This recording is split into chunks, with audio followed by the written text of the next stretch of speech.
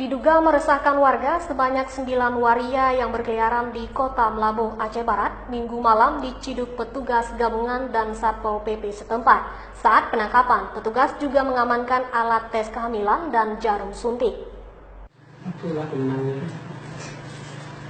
Setelah ditangkap, 9 waria ini langsung digiring ke kantor polisi syariat Islam dan Satpol PP Kabupaten Aceh Barat untuk dimintai keterangan. Tanpa rasa malu, perempuan jadi-jadian ini mengaku sedang hamil.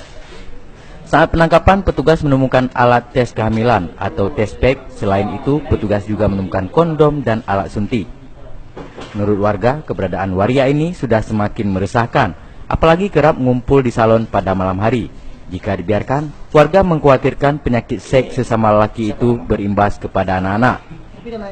Sementara itu, Kepala Satpol PP Kabupaten Aceh Barat, Ika Suhanas, mengatakan penangkapan dilakukan karena banyak warga yang mengeluh dengan kehadiran perempuan jadi-jadian ini, apalagi dengan pakaian seronok memamerkan bagian tubuh.